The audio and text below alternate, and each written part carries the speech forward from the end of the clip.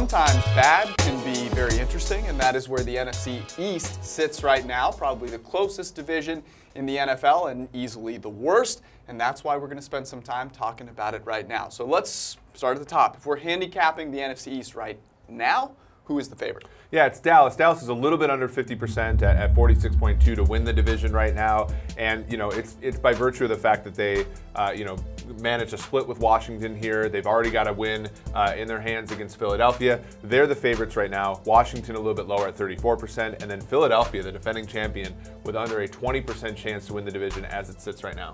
I'll give you a quick chance, all of you watching, to head to mybookie.ag, which is where you can place a bet for anything you could possibly imagine. If it's the NFC East and you want to take advantage of that right now, head there. If you want to watch some basketball on a random Tuesday night, they've got you covered as well. They make any sporting event more exciting.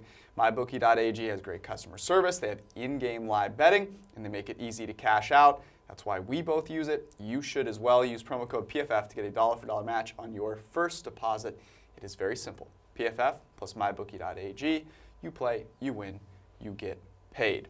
What I find so interesting about this division is that even though the Cowboys are the favorite, there's a more than 50% chance that they end up not winning the division, and that sort of tells you how jumbled it is. Let's go through some of the reasoning here, why there's so much kind of uncertainty here, and what are some of the drivers for why those percentages are the way they are. Yeah, this is the only division right now where the leader isn't better than a 50% chance to win it, and in many cases, just because of the permutations of what can happen. Dallas plays at home this week. They're a 7.5-point underdog against the New Orleans Saints, the freight train that is the Saints. They are less than a 25% chance to win that game. If they were to lose, they'd be back to 500 at 6-6, and then we go to that Monday night matchup in Philadelphia where Washington, we have them about a 28% chance to win that game, but if they were to be able to pull it off, they'd be 7-5. They'd have a clear, edge over the Eagles, but they'd also have a game ahead of Dallas. So, and even if Philadelphia were to win that game, they'd all three be at 6-6 with matchups between the teams upcoming. So there's just a lot of things that can happen, and I think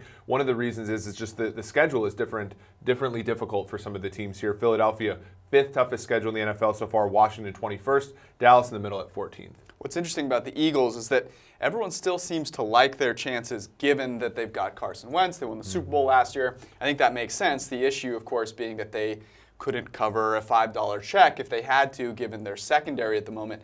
And they have to go to Los Angeles and play the Rams. They're going to be huge underdogs there. They also have the Texans again.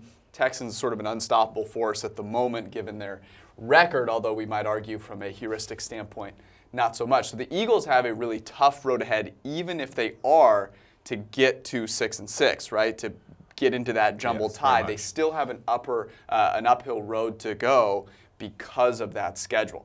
Okay, so let's talk about games upcoming now. If I am the Cowboys, I see that I'm the favorite. I see that I'm a huge underdog to the New Orleans Saints. So are we taking into account, explain how that works. Are we taking into account the simple fact that they're probably going to lose? Yeah, absolutely, and I think that it just gets down to the fact that there's over a 50% chance that after this week of games, all three of those teams are going to be 6-6, and then from there you're looking at a Washington team that has, they get 2 home games against their division rivals in the Giants and the Eagles upcoming, and their 2 road games are against a Jacksonville Jaguars team that just changed offensive coordinators and quarterbacks this week, and a Tennessee Titans team that's probably the most enigmatic in the league so far this year. So Washington has a pretty easy schedule here. Even if they were to fall to 6-6 this week, they still have a pretty downhill battle to run here. So I just think the schedule favors Washington over these other 2 teams, and especially the Eagles. There's a greater than 50% chance that we are locked at 6-6 after this week, and that's the excitement that we deserve given how bad the games are to watch.